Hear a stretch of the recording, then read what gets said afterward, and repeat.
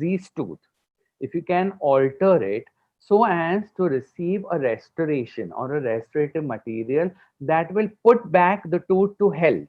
Now, when you put back the tooth to health, what should it be doing? Its job of the tooth is for biting, that is mastication, for looks, that is aesthetic. So it is for aesthetics, for form and function. So when you are studying, you study in such a way that you understand these meanings. Don't mug it up, right? So it will be easier for you. So it is preparation that is done with a machine on the tooth, right, to clear defected part, injured part, diseased part, and then to place a restorative material over there that will put that tooth back into health, the normal health, such that it can have proper form, that it can have proper aesthetics, and it can have proper function. Okay, have you understood this? Now we go on to the next. Now, what is the objectives of cavity preparation? The objectives would be you remove all the defects with the protection of the pulp. So the pulp protection has to be done and all the defects should be out. Then you have to extend the restoration in a conservative manner, not in a haphazard manner, right? Now, we say there is an extension for prevention, but you have to be more conservative in your approach. And under the force of mastication, the tooth or the restoration, when the patient starts biting, that tooth or restoration should not fracture, should not break, should not get displaced. So, and last, aesthetically and functional placement of the restorative material. So, you should remember these 4 or 5 objectives that are there. Now, having understood these objectives, basically, let me again repeat for you. Removing all the defects. The defect can be a crack, it can be a discoloration, it can be dental caries. Then you protect the pulp. Then you try and, if required, extend the restoration in a conservative manner. So you get a better form contour, and you can take care of the various steps which I'm going to talk about. Now, and then when you bite or the force of mastication comes on the tooth, the filling and the tooth, that is the restoration and the tooth, both should not fracture and should not be displaced. Also allow for good aesthetic and functional placement of the restorative material.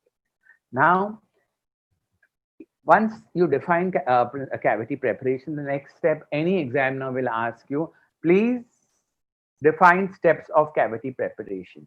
And GV back steps of cavity preparation are the basic that we all should know, right? So they will ask you, please give me the steps of cavity preparation. You should immediately say the steps are outline form, resistance form, retention form, convenience form, toilet of the cavity, finishing of the enamel walls and margins. The moment you give this smart answer, the next thing they will ask you is define any of these things and talk about it in detail, right? So you must understand and you must learn these properly right in the beginning. So the GV Black has given us these steps or the principles for cavity preparation, which is the outline form, resistance form, retention form, convenience form, toilet of the cavity, and finishing the enamel walls and margins. The final steps after that is done is to remove any remaining enamel pit or fissure, infected dentine, or old restorative material, do pulp protection, if required, any secondary resistance and retention form, finishing the external walls of the cavity, and final procedure is cleaning, inspecting, and finally sealing of the restoration. Okay? I'll repeat it once more.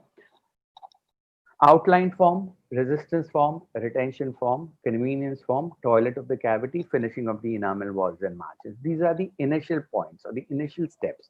The final steps are whatever remaining dental caries, different defects that are there, infected dentine that is there, or restorative material that is there, that has to be removed. Then you have to do pulp protection. Then, if required, if you feel a lot of the tooth structure is lost, you might have to do some secondary resistance form and retention form features. Finish the external walls of the tooth preparation, and final procedure is cleaning, inspecting, and sealing.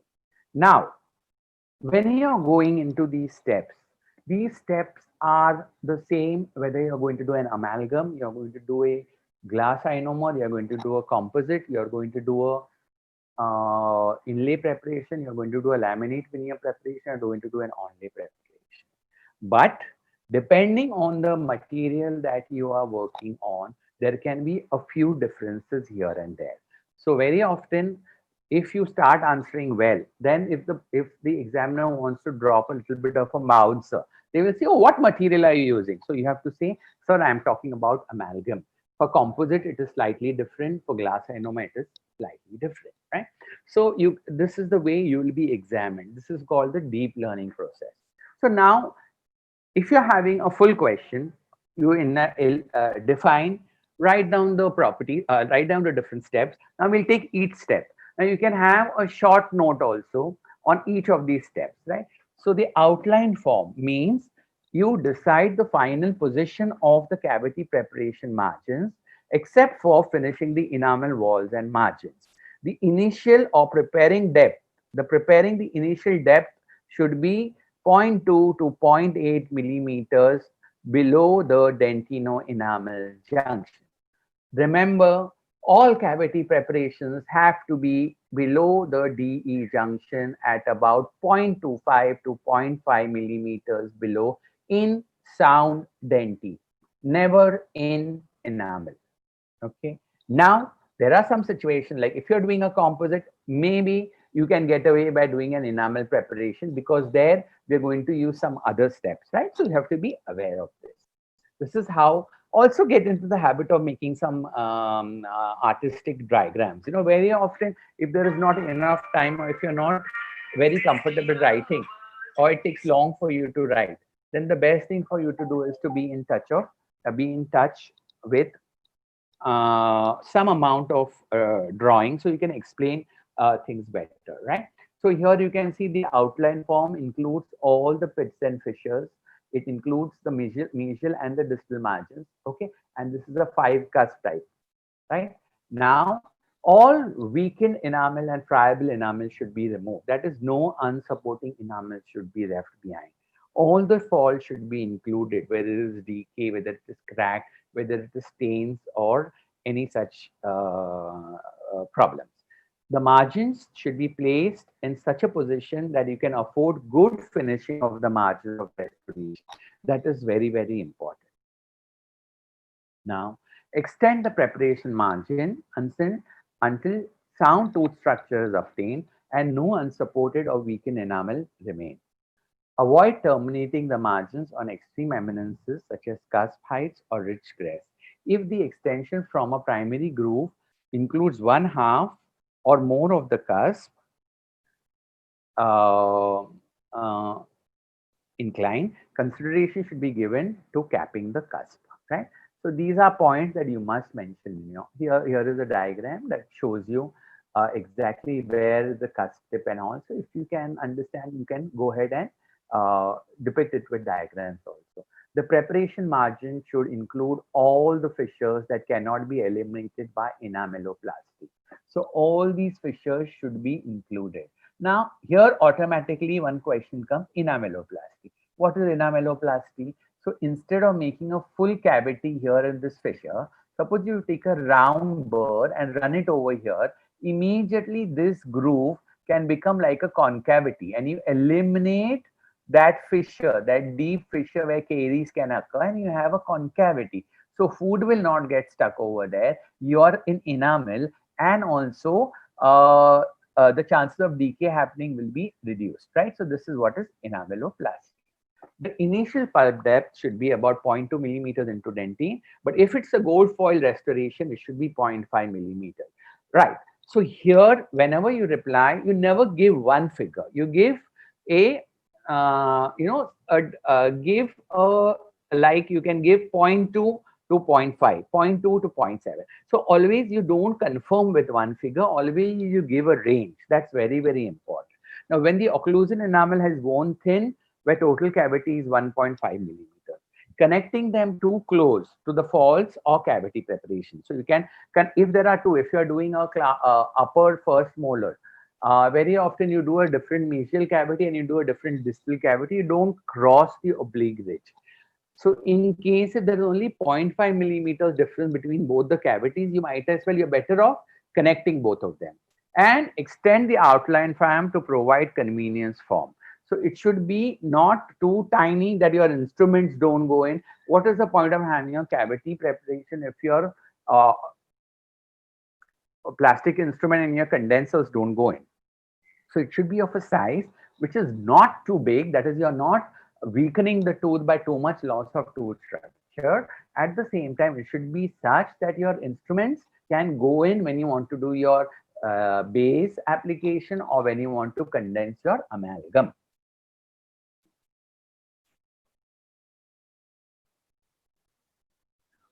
Now, step 2 is the resistance form.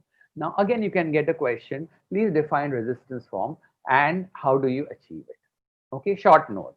So you have to then talk about definition. Primary resistance form is defined as that shape and placement of the preparation walls that best enables both the restoration and the tooth to withstand fracture without fracture the masticatory forces. So what did it say is the shape that you give to the cavity such that neither the filling, neither the tooth can fracture when you are masticating or when it is being subjected to masticatory force.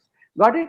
So I'll repeat again, primary resistance form is defined as that shape and placement of the preparation wall that best enables both the restoration and the tooth to withstand without fracture masticatory forces. Right? Now, how do you do this? There should be adequate thickness of restorative material. There should be a good box shape and there should be a flat floor. So you should know how much thickness of the restorative material. So for amalgam, how much you require. For composite, how much you require. For glass ionomer, how much you require. Then the shape of the cavity should be box shape. It should be flat pulpal floor. It should not be a rough floor, right? These are very, very important things. So a flat floor, when you see over here, will prevent the restoration moving. There will be no movement of the restoration. But if you have a round pulpal floor, little bit of the restoration can rock. If the restoration rocks, then it will become loose. So it is always better to have very clean, straight, flat floors, no rounded pulpal floors. This may, especially if it is a non-bonded restoration like amalgam. Maybe if you're using composite or you're using glass ionomer where we are using bonding mechanisms, then you can think about having a, you're okay with not having very, very flat line angles. Okay. So these points you must be able to understand, you must be able to bring out, you must be able to speak. The floor should be flat, okay, and relatively parallel to the cusp tips. Okay, see that it's parallel to the cusp tips relatively, because that is how this is not right. This is what you should have, right? Because here you won't know if the forces come, and if you are undermining this cusp can become weak. So it has to be relatively flat floor, relatively parallel to the cusp tips. Right? So these points all you must include when you're writing.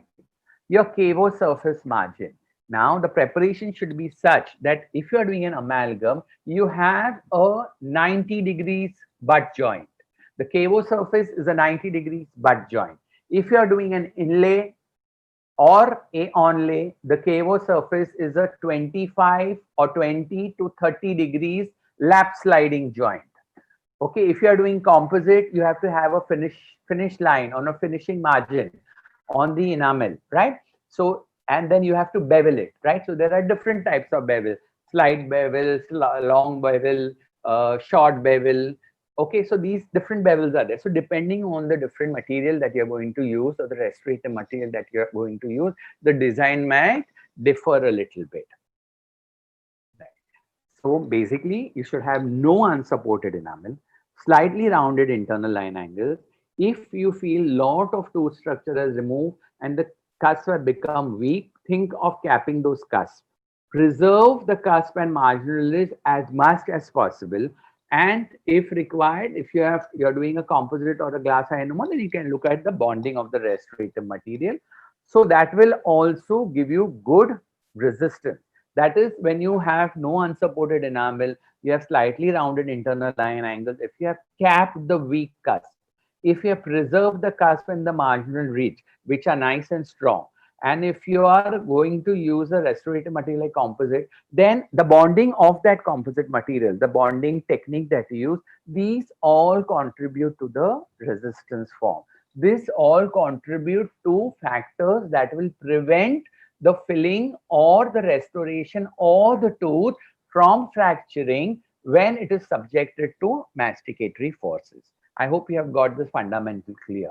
So we talked about the outline form, then we've come to the resistance form, right? Now, once you finish the resistance form, then you come to the retention form. So resistance form, as I told you, was that form which will prevent the filling or the restoration or the tooth from fracturing when it is subjected to masticatory forces. Now let's look what happens to the retention form. The retention form, again, this part can come as a short note separately, or it can be a big question. Is that form of a conventional preparation that prevents or resists displacement or removal of the restoration from lifting or tipping forces. So retention form, most of the students in the Viva will say, it is that form that retains the restoration. No, it hasn't to be answered like that. It is the shape of form that is given to the conventional preparation that will prevent displacing or removing or prevent displacing or the restoration from coming out of the cavity due to tipping or lifting forces, right? This is retention form. Now, how do you achieve this? Now, before that, very often students get puzzled between resistance form and retention form. They are very separate entities, but very often the features which enhance retention form might also enhance resistance form. So actually they are two different things, but the factors sometimes they can be used for both, right? So you don't get puzzled. Resistant form is the shape given to prevent the filling and the restoration and the tooth from fracturing during mastication, while retention form is the shape given so that the filling does not come out of the cavity due to tipping or lateral forces or occlusal forces. It's very, very simple, right? So how do you do the achieve the retention form? The retention form can be achieved by a box form, then convergence to the occlusal surface. That is, you have the floor diverging while the occlusal surface converging. You can make retention grooves, you can make pins, slots, dovetails. These first five essentially you will agree are mainly for composites. But if you're sorry, the first five are for amalgam. But if you're doing composites, then obviously you need acid etching for resin composite restoration, right? So here you can see in a class 2 tooth preparation, the external walls, you can see the base floor of the cavity is divergent while they're converging occlusally. So that this becomes an undercut, right? But when you are doing an inlay, right, you cannot have converging walls. You have to have almost or near parallel walls. So because the inlay is an extracoronal restoration, you put it in and you take it out. So if you have undercut, you will not be able to take it out. And you have to have straight free flowing walls because you have to put the inlay in and you have to cement in it. So definitely for amalgam, you require to have occlusal convergence, pulpal divergence, while for inlay, you need to have near parallel walls or maximum 2 to 5 degrees of slight amount of divergence. This is very, very important. You have to be very, very particular about this. Right. Now, having understood the main or the essential features or the primary features of resistance form, let's go on to the convenience form. The convenience form is that form of the cavity that will provide good observation, accessibility, and ease of operation in preparing and restoring the tooth. That is, you will give it such a shape, the design you make it in such a way, the shape is done in such a way that you can visualize it properly. You can access it. So your instruments can go in and come out. And because you can access it, there is ease of operation in preparing and restoring that tooth. Okay. So the examples of convenience form, right? On occasion, when you're obtaining this form, it may necessitate extension of the distal, mesial, facial, or lingual walls to gain adequate access to the deeper portion of the preparation. In class 2, extending the proximal preparation beyond the proximal contacts might be required. Now, in gold foil, establishing convenience points for the starting of foil condensation. These are all things that you might need to incorporate in your cavity design for you to be able to complete the restoration in a convenient form.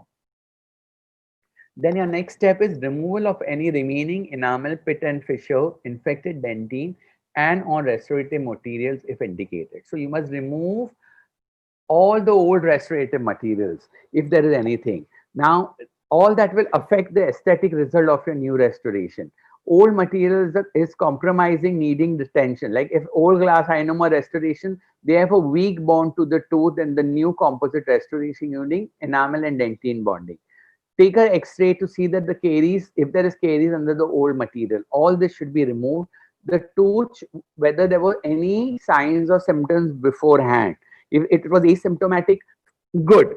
But that might also mean that maybe the tooth is non-vital. So in the X-ray, you have to see whether the decay was very deep near the pulp or it is hitting the pulp. So you have a filling. Below the filling, there's secondary caries. And that caries might have gone into the dental pulp. So all this you have to see by the X-ray, because otherwise you will start removing the filling, you will start doing all that thing, and you'll end up with a condition where you will have a problem, right? So you have to be very, very clear about all of this. And then the periphery of the remaining old restorative material is not intact. Remove all those, the cavo surface, peripheries, all that thing should be clean. Then after you have done that, then you have to see, well, it's easy to say that the ideal cavity preparation has to be 0.5 millimeters below dentine, in the dentine, below the dentino enamel junction. But very often you don't get an ideal case. Very often the decay is very deep, but it has not hit the pulp.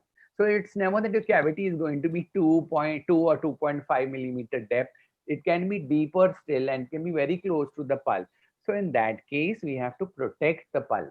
We have to protect the pulp from various injuries. Now, Manjusha madam just explained to you that the physical, chemical, thermal causes for pulpal injury, right? So physical is going very deep. And if you're using an air rotor without a coolant, if you don't use a coolant, you can cause heat changes. Chemicals. Now you have to be very careful what cement you're using, because the acid in the cement should not at any point of time irritate the underlying pulp. So I'll be talking a little bit more about pulp protection in my next topic after we finish this, right? Now, after you have done this basics, then you look at the cavity, and if you feel that you need to incorporate some more resistance and retention forms, that's called secondary resistance and retention form. So if it's a compound or a complex preparation, you might have to incorporate a retention lock. You might need to incorporate a groove. For retention, you need to make coves. So locks, grooves, and coves are secondary retention form. Here you can see you're using a tapered fissure burr to make a groove in the axiopulpal in the axiopulpal line angle, and at this line angle between the gingivo buccal line angle, or you can do it at the gingivo labial line angle. Okay. So automatically when you put it, say about line angles, the next question the examiner might ask you, define a line angle. So you see a line angle is the place where two surfaces meet. Then they'll ask you what is a point angle. So you say the junction of three surfaces. Once you answer that, then we get more adventurous. Then we'll ask you how many line angles and point angles in a class 1. So we will say 8 line angles and 4 point angles. How many in a class 2? You will say 11 and 6. How many in a class 5? Will be again 4 and 8. How many in a class 3? It will be 6 and 3. And you're getting all your answers right. Then you will get a googly. The googly is how many line angles and point angles in a MOD cavity. And then you start counting. They are 14 and 8. Also, you should know how to name these line angles and point angles.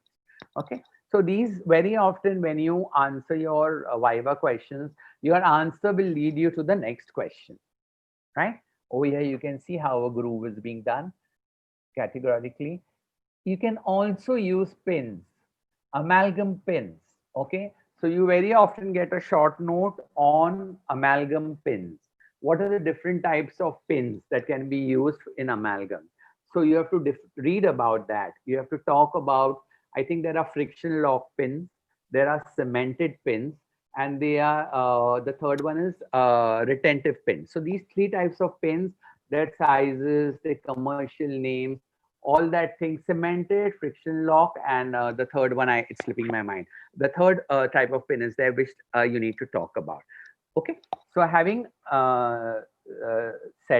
talked about this, then these are how slots look and coves look. These are slots and coves. These are all secondary retention forms. Slot is a slot done over here. There's a cove done over here, and here you've got locks. Right. Now, then there are, next step is finishing the external walls of the tooth preparation. That is to create the best marginal seal possible for between the restorative material and the tooth preparation. And you should be able to have a smooth marginal junction and provide maximum strength of both the tooth and the restorative material at and near the margin, right? So again, before I finish off this part of the topic, your principles of cavity preparations have to be understood from an amalgam restoration point of view, a composite restoration point of view, a glass ionomer restoration point of view, an inlay only, and a veneer restoration point of view. While for an amalgam, there is only mechanical retention. A composite can have chemomechanical retention. A glass ionomer can have chemical retention because they say glass ionomer is chemically bond to the tooth structure, right? Inlays, you're going to have basically cement, which is going to be the retentive factor. Onlay, also same. Now we've got advanced retentive adhesion techniques where we have ways and means of trying to get some amount of chemical retention also. So these points you all need to be aware of when you're answering your question, your short notes, as well as your Viva questions and your MCQs. Correct? So having said this, now let's go on to the next topic that I have planned for you today is pulp protective agent. Now this comes again uh, very important. It can come as a short note, it can come as a full question, it can come during your vivas, and very often when you're doing your cavity preparation, when you're doing giving a practical exam, and suddenly you realize, oh my god, the cavity is very deep.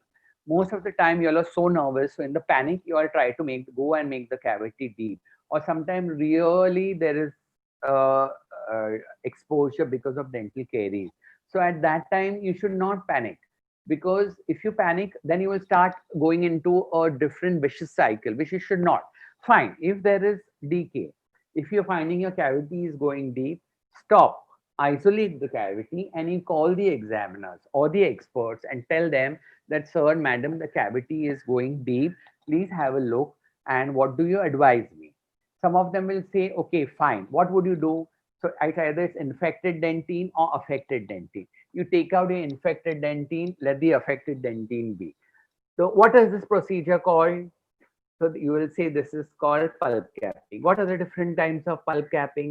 This is how your questions will come.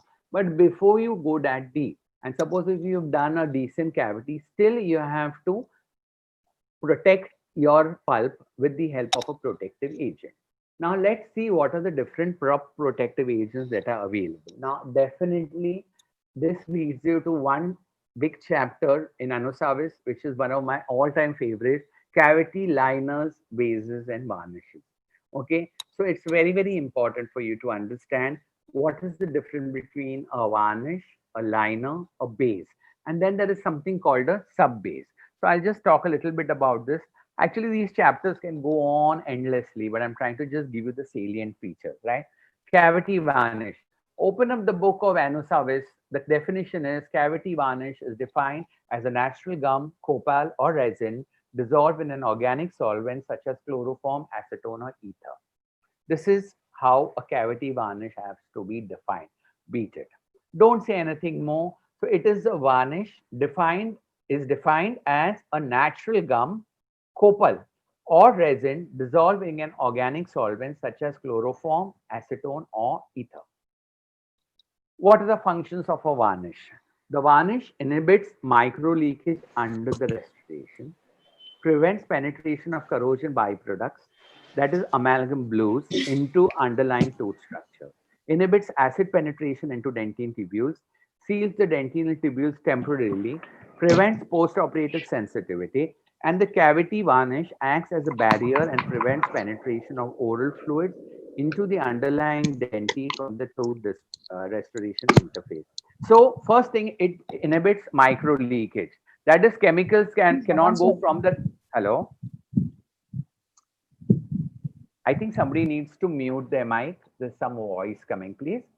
So inhibit micro leakage. So chances of any fluid irritating the pulp is prevented because this forms a protective coating.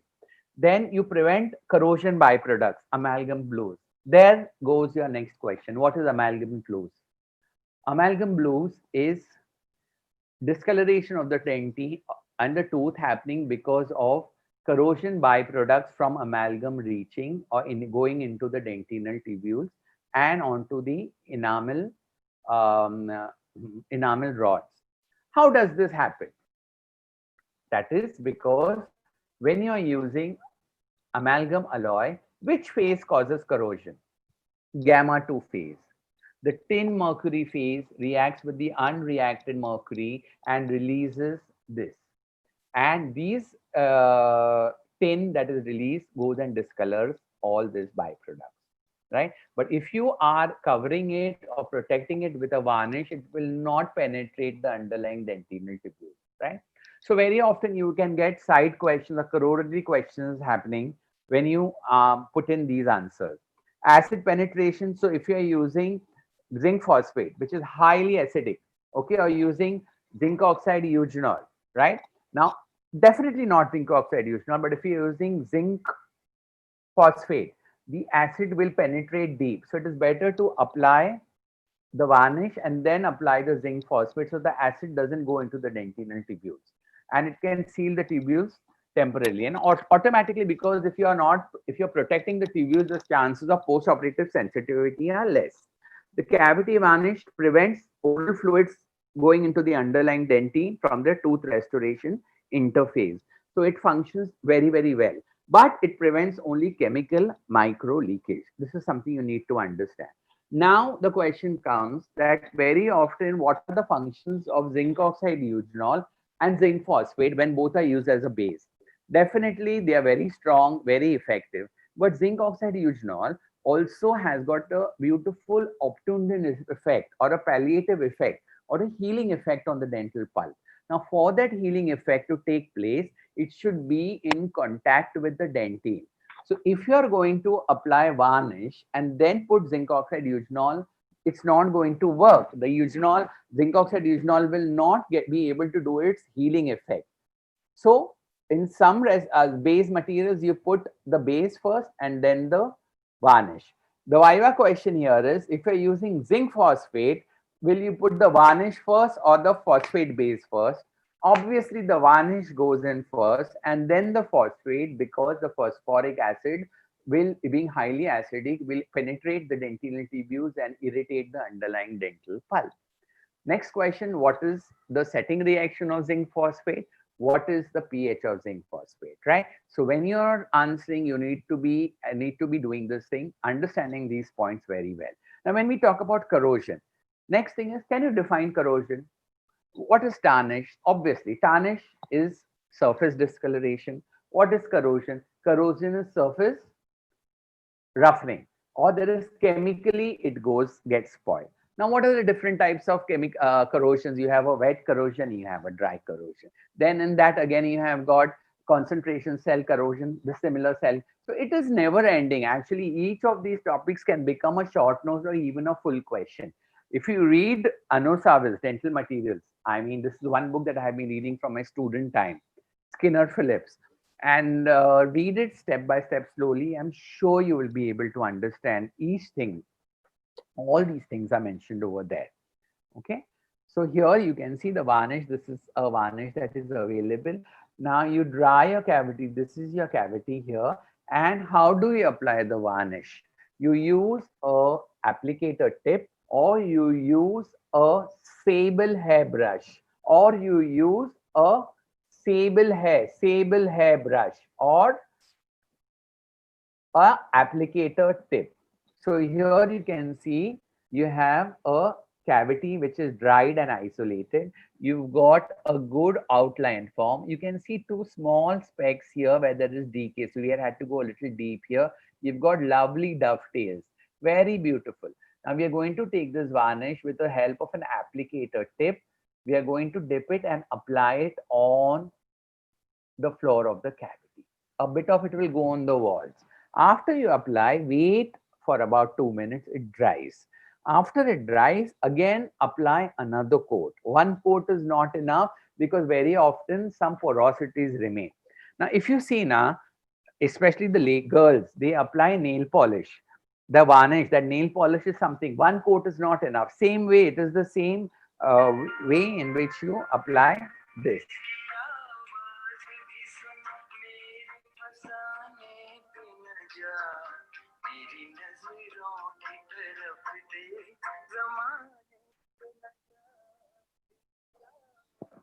So, having understood this, now let's look at what cavity liners. Cavity liners are one step higher than cavity varnishes.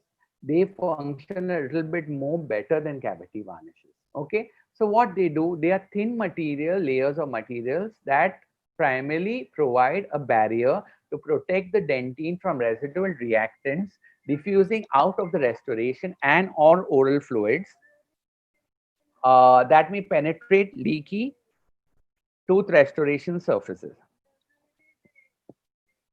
I'll repeat, cavity liners are thin layers of materials used mainly to provide a barrier to protect the dentine from residual reactants diffusing out of the restoration or oral fluids that may penetrate leaky tooth restoration surfaces. So it is essentially an aqueous or volatile suspension or dispersion of zinc oxide, calcium hydroxide, or glass ionomer. So to make you understand very simply, it is something like a varnish in which there is either zinc oxide, there is calcium hydroxide, or glass ionomer particles dispersed. So when it is applied in a thin layer, in order to elicit a particular pulpal response, so when it is applied in a thin layer, what happens is the varnish with that medicament, that is either glass ionomer or zinc oxide or glass calcium hydroxide, coats your dentine, exposed dentine. The primary purpose being to serve as an intermediate bonding material between the tooth and the restoration. The preferred thickness for the liner is 0.5 millimeters. This is how you need to understand what a cavity liner is. Now, having understood a varnish here is a natural gum, copal, or resin dissolved in an organic solvent. It is a plain thing, gum, copal, or resin which is dissolved, and its job is only to prevent micro leakage. Okay. To that, when we add or suspend or disperse calcium hydroxide, zinc oxide, or glass ionomer as a medicament, it becomes a cavity liner. Again, there is only chemical protection. Okay.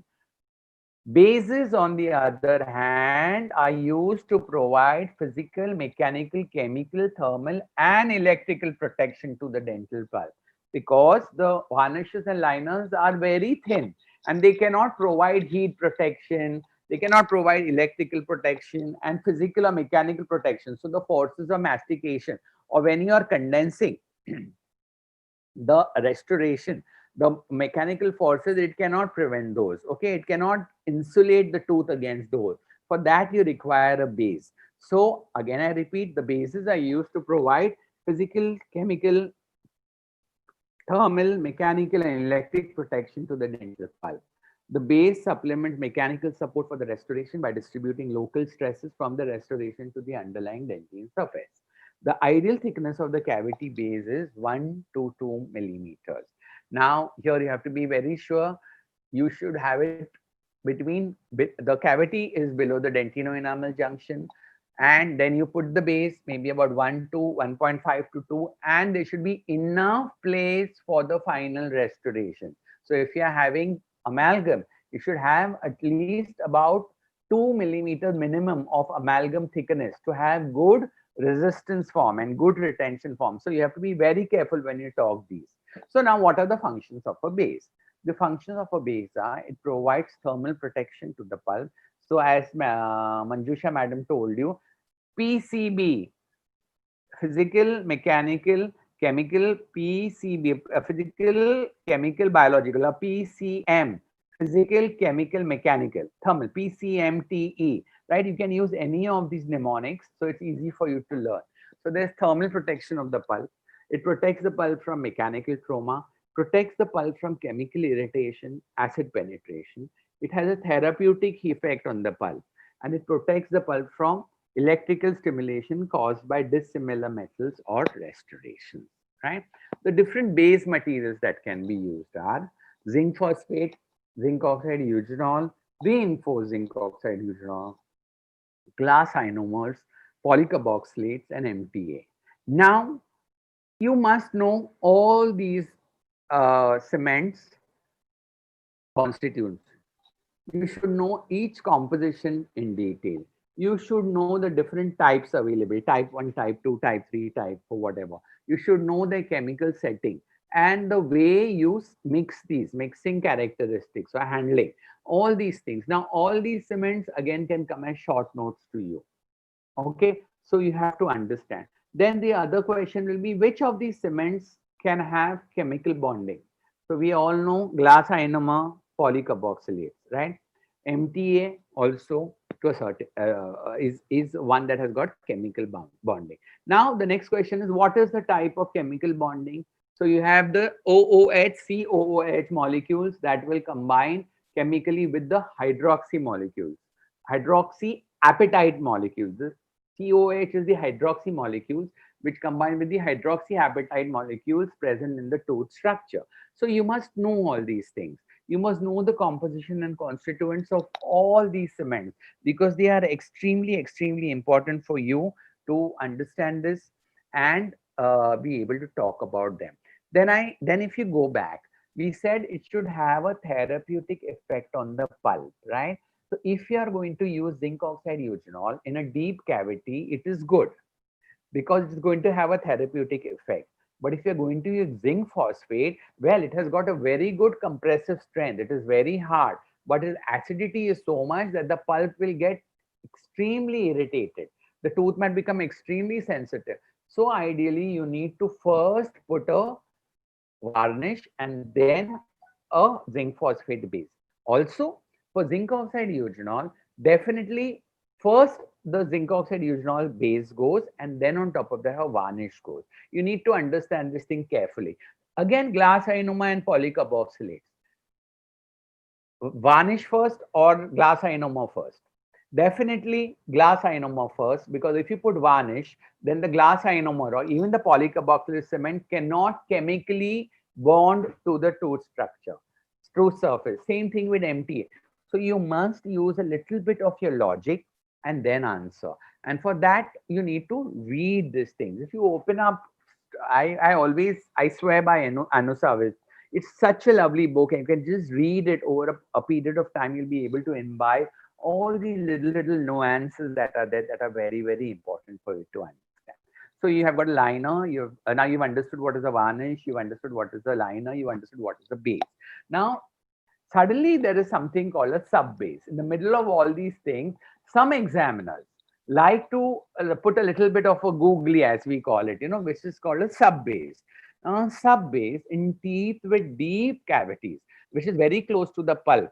Sometimes a layer of calcium hydroxide can be applied as a sub base. For example, you get dical. So in that, when you're removing the caries dentine, and only one area there is dental caries, so you take a round burr and remove that thing, and that area gets deep. So you could probably place in dical as a sub base, and then after that you can put your normal base, or you can put your liner or varnish or whatever, and go ahead and give the restoration. So this is the funda of the sub base, right? So now I have covered for you two topics from exam point of view. One is principles of cavity preparation with respect to various restorative materials. I have covered with you cavity pulp protection agent, that is cavity liners, bases, varnishes, and sub bases. Again, in relation to various restorative materials, as well as when they are being used in combination, what is the combination and the sequence of use. So these little things you need to clearly and properly understand. Then the next topic that we are going to touch today is soft tissue management and saliva control. Now, this again can come as a short note or it can come as a long question. Basically, it's important to be able to prevent your soft tissue from getting injured when you're working. At the same time, you should be able to control the saliva. Why do you need to do this? Why do you need to manage the tissues? The soft tissues you should manage so you can retract. What are the soft tissues? Your lip, your cheeks, and your tongue. So you should be able to manage them well so that when you're doing a cavity preparations, you don't injure any of them. Or even the gingiva. Gingiva also will come. You should not should not injure them or traumatize them, because if you injure or traumatize them, they'll start bleeding. They might get hurt, or there can be pain, there can be discomfort, there can be swelling. So you have to take care when you're retracting with your mirrors or your retractors. You have to do it gently. Now, saliva control. Now, very often what happens, there is so much of saliva that comes. The saliva comes from where? The saliva comes from the submandibular salivary glands, from the sublingual salivary glands, and the parotid salivary glands, right? And the saliva can come and interfere with your vision. So if you're doing a cavity preparation, suddenly the patient starts salivating, you will not be able to see what you are doing. That's not all. So vision gets impaired, you're not able to work, and there are some materials where you need a dry operating field. And obviously, I would say for all the restorative materials, you require good isolation and a dry operating field so that there is no salivary and moisture contamination when these materials are setting chemically. So it's very, very important that you should be able to manage your soft tissues as well as control the saliva and the moisture that comes in your oral cavity when you're doing your restorations. So yeah, right. So if you understand this concept, then we'll go a little bit into how do you manage the soft tissue, how do you manage the saliva, how do you prevent moisture from coming into your operating field so that you can see properly, you can work easily, and the materials that you're using achieve the best properties, physical and chemical, without having saliva or moisture interfering when it is setting. Correct. So now let's have a little look. So basically, your isolation of the working area means you have to control the moisture and you have to manage the soft tissues, right? The moisture can be of 2 or 3 ways. The moisture can be one, so your saliva is there. Second thing, if you're using a aerator, the coolant, the water spray, that itself is going to cause a lot of problems. And that like water that comes from your aerator, that has to be cleared and sorted out. You have to see that your operating field is dry. So how do you do this isolation? What are the techniques? So when you're controlling moisture, you're controlling saliva, you're controlling blood, and you're controlling the gingival clavicular fluid.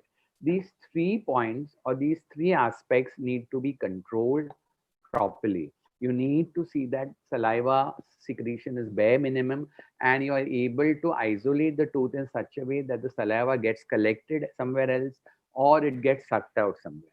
Same thing with blood. Suppose suddenly if there is inflammation in the gums, you're doing a class 2 and the decay is below the gingival margin, and you start doing the proximal box and you realize that you have niched the gingival the interdental papilla or the gingiva over there, it's going to start bleeding. Same way, if there is some amount of gingivitis, there is gingival clavicular fluid. So you have to control this, you have to tackle this, and then go ahead and complete your work that you are doing. The soft tissues that you have to manage. You have your lips, you have your cheeks, your tongue, and your gingiva. So these four things need to be clean, clear, thoroughly managed so that you can have a very nice, clean, dry operating field. A field where you can visualize properly. A field where your instruments can go in and come out without there being any salivary or moisture contamination. A field wherein when you put the restorative material, it can set properly chemically so that it achieves the maximum best physical properties. This can happen only if the field is dry, only if the field doesn't have any saliva, only if the field doesn't have any moisture. Clear? Right. So now let's look at how do you control this moisture, right? So here, if you're having a long question, you can just write down this. You have got direct methods, indirect methods, and you can use drugs. Okay. Now the direct methods are using a rubber dam, cotton rolls and cotton roll holder, gauze pieces, absorbent wafers for the cheeks, suction devices, gingival retraction cords. Indirect methods is giving local anesthesia, and the drugs you can use are anti-sialogogues, anti-anxiety drugs, and muscle relaxants, right? So you can talk about each of this in detail. So when you talk about the direct methods, means you use the rubber dam. So we all know this rubber dam, sorry, 1 minute. The rubber dam would come as a short note, or it can come, the whole thing can be part of a long question. So rubber dam was invented in 1864 by Dr. S.C. Barnum, a New York practicing dentist. Beat it. Next thing is, what does rubber dam do? It isolates the tooth from the other teeth in the oral cavity. It keeps the tongue out of the way. It keeps the lip out of the way. It keeps the cheeks and the gingiva out of the way. Great. What are the parts of a rubber dam? Right. Now, in this rubber dam itself is about a 2 hours or 3 hours lecture. So I'm just trying to put it in brief for you. The rubber dam consists of a rubber dam material, a rubber dam frame, rubber dam clamp, rubber dam punch, rubber dam clamp holder. Okay, so the rubber dam is the material is a soft latex. Okay, which comes in different sizes of 5 inch by 5 inch or 6 inch by 6 inch. It can be a soft, medium, or hard, or soft body, light body, medium body, or heavy body. So depending on which tooth you're working on, it can retract that way. It comes in different colors. It comes in a green color, in a blue color, in a dark color. Why? It comes in different colors because when the light comes, the light will reflect from it, and you can see that tooth properly. It stands out better. You have a dull side and you have a shiny side. Always the dull side should be out, so the light doesn't get reflected on from that rubber dam onto you. So this is how you have a rubber dam. Now in the rubber dam, then also you have a frame. You have the rubber dam frame. The rubber dam frame essentially are of two types. You have a metal frame, which is the Young's metal frame, or you have the rubber plastic frame, which is called the Nygaard Osby frame. And what is the difference between the metal one and the plastic one? The metal one, if you're putting it, and if you take an X-ray, it's going to come as a radio opaque picture. But if you're using a plastic one like the Nygaard Osby, if you take a photo X-ray with the frame in place, it will not show on the X-ray because it is radiolucent. The metallic frame is radio opaque. Then when you look at the clamps, you have special clamps for the front anteriors and for the posteriors. You have clamps for the incisors, separate clamps for the premolars, separate clamp for the molars. Then even for deep or teeth that are at various angles, or they have not unerupted teeth or maloccluded teeth, you get different shapes of clamp that will fit on. So you have to see which clamp fits properly to that tooth, selected accordingly. Then you have a rubber dam punch. You use a rubber dam punch to make holes. The holes are made or punched into the rubber dam where the tooth fits. So depending on the shape or the size of the tooth, you decide on which size of the punch you're going to take. Then you have got cotton rolls and cotton holders. Now, cotton rolls and cotton holders are again very, very important because they at once absorb whatever saliva is forming, whatever liquid or anything is getting absorbed. Same with gauze pieces. Again, absorbent wafers, these are put along the cheek, so they will take care of your any secretions from the cheek. Now, the gauze or the cotton rolls, if you're working on an upper tooth, you should put it in the buccal sulcus so it will block the parotid duct.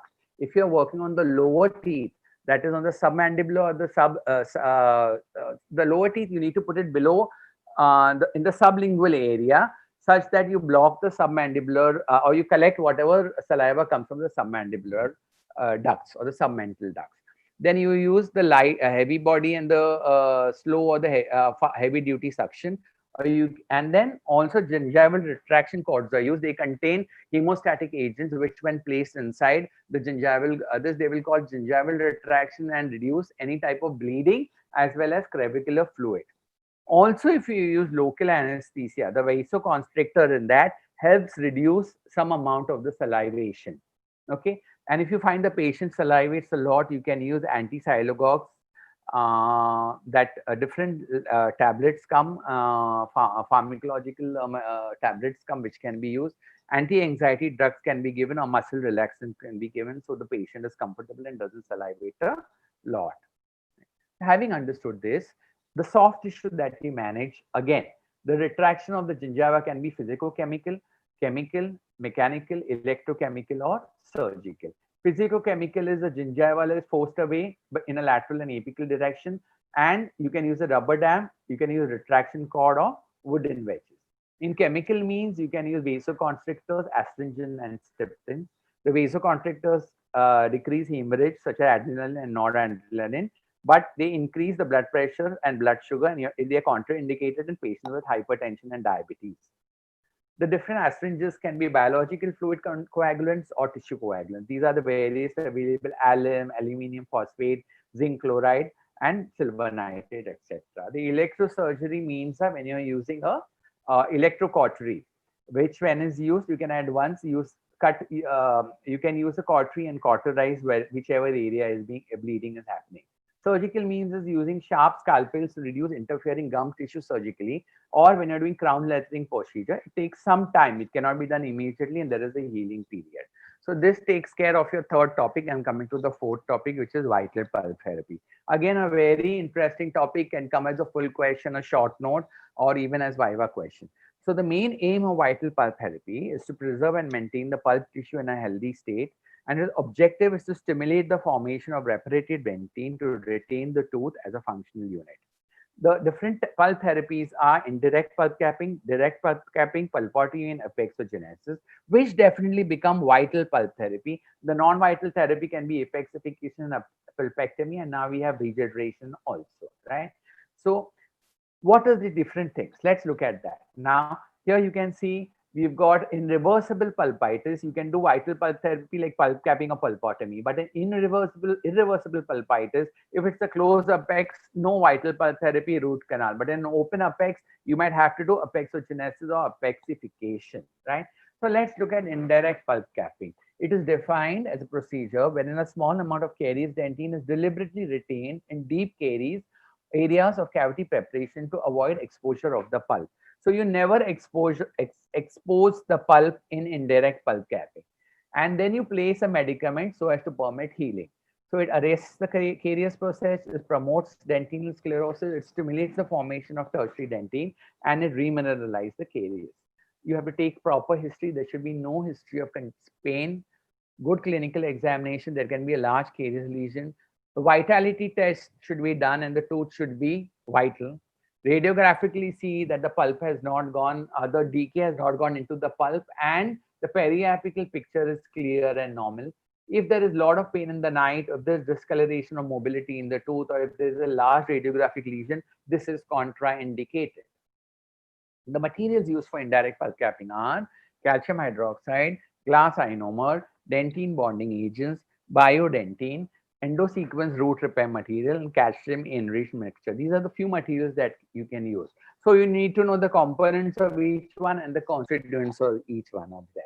The next is direct pulp capping. Direct pulp capping is defined as a protection of a pulp exposed mechanically during removal of caries.